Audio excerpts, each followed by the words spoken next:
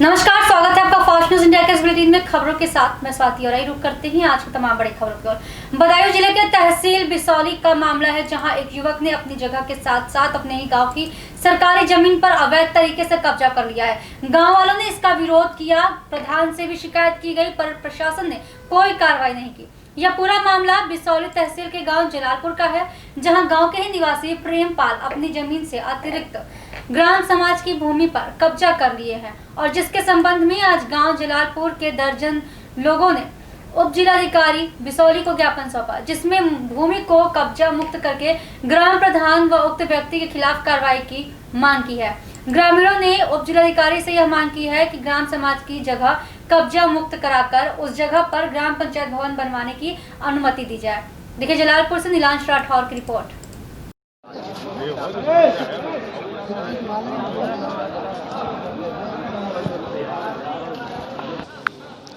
इस समय देश में अनेकों समस्याएं जनता को आ रही हैं। किसानों की अगर बात की जाए तो उनकी इस समय जो बिल माफ़ हुआ है उसकी समस्या है, और अगर बात की जाए समाज की तो समाज में कहीं ना कहीं बहुत ज़्यादा लगातार समाज को पीड़ित किया जा रहा है। वहीं इस समय कुछ लोग ज़िला बदायूं में तहसील बिसौली के गांव जलालपुर से यहाँ मौजूद हैं तहसील पर, जहाँ की इनकी कुछ समस्या है, उनकी समस्याओं को जानने की कोशिश करेंगे। क्या समस्या है आपकी, किस मुद्दे को लेकर आप यहाँ ज्ञापन सौंपने आए हुए हैं? हमारे गांव की ग्राम सभा के तालाब पर अवैध कब्जा प्रेमपाल सन ऑफ घरंदर ने बनाए रखा है। उसकी केवल 15 एरी ज़मीन है और उसने करीब 50 एरी पर अपना कब्जा बनाया रखा है। पंचायत घर उसी में दर्ज है और उस पंचायत घर को बनाने के बजाय प्रधान दूसरी जगह उस पंचायत घर को खींच कर बनवाना चाहता है।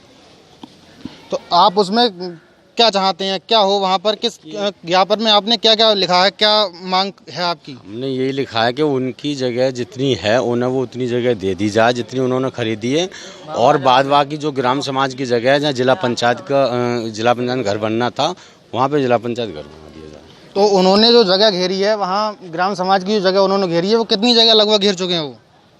वो लगभग 50 एरी जगह में तो इस समय उनका कब्जा है। यहाँ इन लोगों की समस्या है कि इनके गांव में ग्राम समाज की एक जगह है जिसमें कि गांव के व्यक्ति ने 15 एरी जगह उनकी थी खरीदी हुई, उस पर उन्होंने वहाँ लगभग 50 एरी के लगभग वहाँ वो घेर चुके हैं, और उसी जगह में जहाँ की पंचायत भवन भी बनना है, जिसके लिए उस उनकी घेरी हुई जगह होने के कारण पंचायत घर को हटा दिया जा रहा है वहाँ से। इनकी मांग है कि पंचायत घर वहीं बनाया जाए, जितनी भी उनकी जगह है उतनी जगह उनको दे दी जाए। ना ही उनकी जगह कम करने की इनकी मांग है, ना ही बढ़ाने की मांग है। उनसे कब्जा हटवाकर पंचायत घर वहीं बनाया जाए। गाँव वालों की समस्या सुनने हमारी फास्ट न्यूज इंडिया की टीम आई हुई है। कैमरा पर्सन विशाल शर्मा के साथ मैं Nilansh Rathore, fast news India Badaun से। यूपी के सोनभद्र जनपद के घोरावल थाना क्षेत्र अंतर्गत खुटहा बाईपास मोड़ पर बाइक पलटने से 2 व्यक्ति घायल हो गए। मरिहान थाना क्षेत्र के 25 वर्षीय संदीप जायसवाल पुत्र आदिका प्रसाद अपने बाइक पर 45 वर्षीय राम सागर को बैठाकर घोरावल आ रहा था कि बाइक पलटने से दोनों घायल हो गए। एम्बुलेंस सेवा न मिलने से निजी साधन से दोनों सीएचसी घोरावल आए, जहां डॉक्टरों ने हाथ में फ्रैक्चर होने व हेड इंजरी के कारण संदीप जायसवाल का प्राथमिक उपचार करने के बाद मंडलीय अस्पताल मिर्जापुर रेफर कर दिया। राम सागर का मरहम पट्टी कर छोड़ दिया गया। ये घोरावल से राजेंद्र मानव की रिपोर्ट।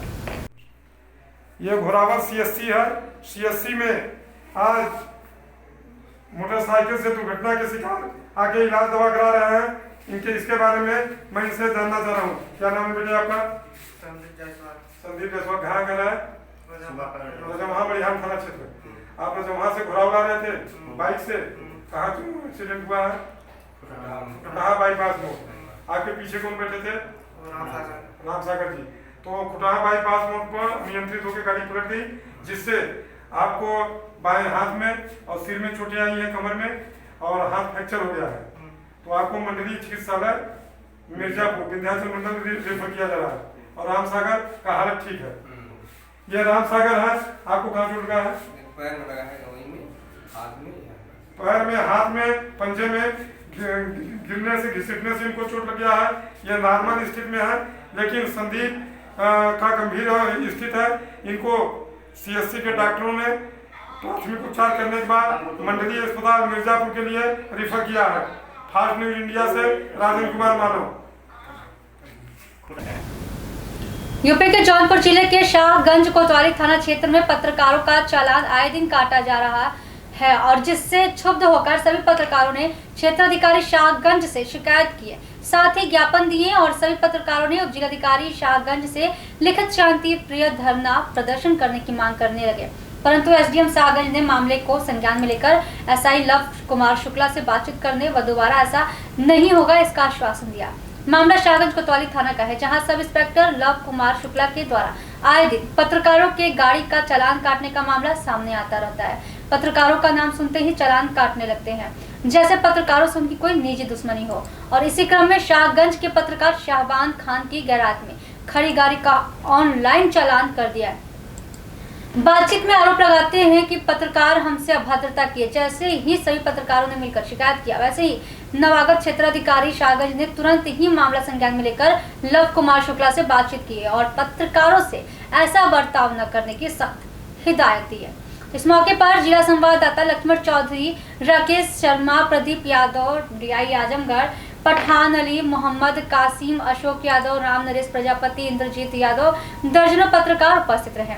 खेतासराय से राकेश कुमार शर्मा की रिपोर्ट। आज पत्रकारों के हितों को ध्यान में रखते हुए आज सीओ शाहगंज क्या हमारी मुलाकात हुई सीओ साहब से, क्योंकि कल दिनांक में हमारे एक पत्रकार का लव कुमार शुक्ला जो इंस्पेक्टर शाहगंज एसआई हैं, उनके द्वारा खड़ी गाड़ी का चालान किया गया है। इसके संबंध में हमने सीओ शाहगंज से मुलाकात किया और उनकी शिकायत की। उन्होंने आश्वासन दिया है कि आगे से ऐसी कोई गलती नहीं होगी। उनके द्वारा आश्वासन मिला है कि मैं अभी यहाँ नया हूँ, मुझे बहुत ज़्यादा जानकारी नहीं है, फिर भी लव कुमार शुक्ला से उन्होंने बात किया और उन्होंने कहा कि अब ऐसी कोई बात नहीं होगी। इसके अलावा हमने एसडीएम शाहगंज से भी मुलाकात किया, क्योंकि यहाँ के पत्रकार इतने ज़्यादा पीड़ित हैं कि वो क्षुब्ध होकर के धरने प्रदर्शन पर तैयार थे, लेकिन एसडीएम शाहगंज ने कोरोना की महामारी को देखते हुए धरना के लिए अनुमति न देकर के उन्होंने भी आदेशित किया है कि सीओ शाहगंज से और लव कुमार शुक्ला से बात करेंगे कि इस तरह से पत्रकारों के साथ अभद्रता न करें। धन्यवाद।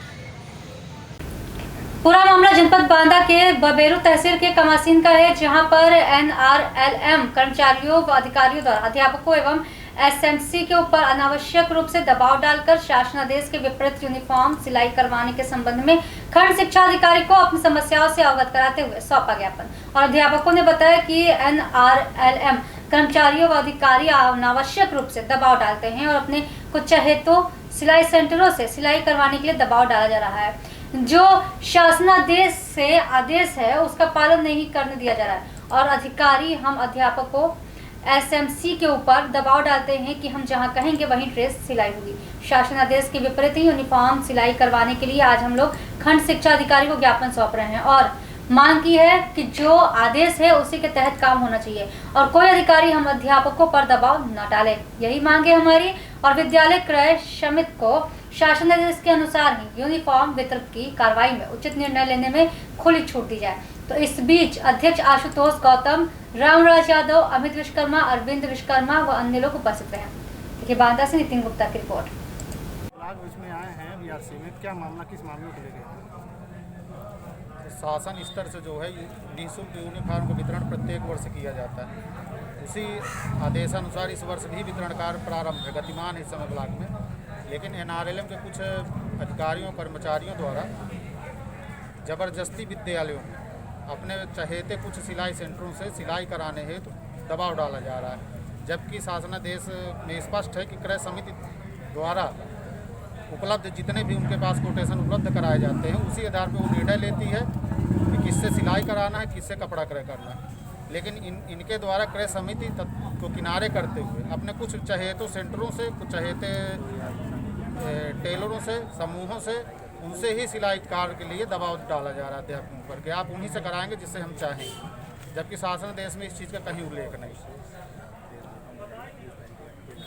इन्हीं मांगों को लेकर आप जी इन्हीं मांगों को लेकर आपने जो जी, जबकि जो है पूर्व में भी उनसे कई बार हम लोगों ने वार्ताएं किया है, उनको बताया है। लेकिन अभी यूपीएस सोनहुली में वितरण कार्य हुआ, वहाँ बीडीओ साहब, माननीय विधायक जी तथा खंड शिक्षा अधिकारी मौजूद रहे वितरण कार्य में। उसके बाद इन लोगों ने वितरण कार्य खत्म होने के बाद अचानक इनकी पूरी ब्लॉक के अधिकारियों की टीम पहुंची वहां और वहां के प्रधानाध्यापक वहां के अध्यापकों के साथ अभद्रता किया। अभद्रता करने के बाद बोले कि आपकी हिम्मत कैसे पड़ गई बिना हमारी अनुमति के यूनिफॉर्म वितरण करने, जबकि ये कार्य NRLM का नहीं है। पूरे शासनादेश में कहीं NRLM का उल्लेख नहीं, सीधे शासनादेश में है कि किसी भी आप महिला समूह से या किसी भी स्वयं सहायता समूह से स्थानीय दर्जी से मदद ले सकते हैं, वो भी अनिवार्य नहीं है। क्रय समिति एक होती है विद्यालय में, उसी को संपूर्ण निर्णय लेने होते हैं और वही स्वतंत्र निर्णय लेने के लिए, उसके ऊपर कोई दबाव नहीं बनाया जा सकता। लेकिन ये लोग दबाव बना के स्पेशली एक किसी भी टेलर या किसी भी समूह से सिलाई कराने हो तो बाध्य कर रहे हैं, उसी से कराएंगे जिससे हम चाहेंगे, जो कि बिल्कुल शासनादेश का उल्लंघन है। और अध्यापक इस कारण पूरे ब्लॉक में सिलाई और यूनिफॉर्म का कार्य नहीं कर पा रहा, परेशान।